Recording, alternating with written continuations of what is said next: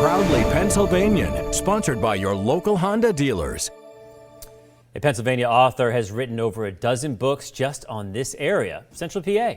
Ed Russo sits down with the author in this week's Proudly Pennsylvanian to find out why he likes our area so much. When I moved here from Ohio in 2001, I was fascinated with the history of the area. In fact, my oldest son did his master's at Millersville on the burning of the Wrightsville Bridge, and they got me hooked on local history. Scott Mingus is a local historian who has written 26 books with 4 more coming out next year. Many of those books covering the Civil War and Underground Railroad. From 1830 till 1860 or so, York, Lancaster counties, Adams County as well, Dauphin, Harrisburg, were all heavily involved in the Underground Railroad movement. York County especially has a ton of Underground Railroad history. Yeah, I can identify 50 to 60 different individuals from York County that were involved in the Underground Railroad. I document that as in one of my books.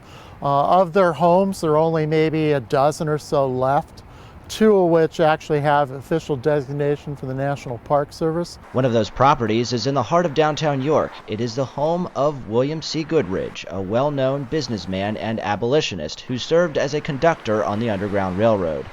Now the property is the Goodrich Freedom Center and Underground Railroad Museum. The Civil War also had focus in Central PA.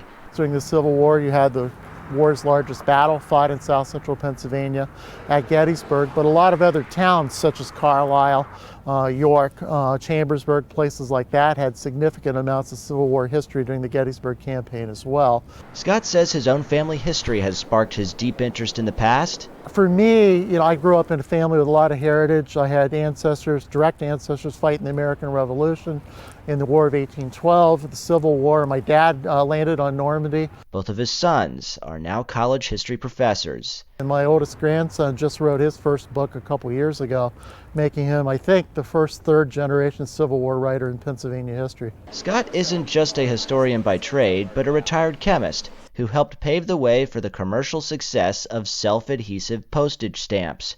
Much of the paper from them produced locally at Glatfelter Paper in Spring Grove. For Proudly Pennsylvanian, Ed Russo, CBS 21 News.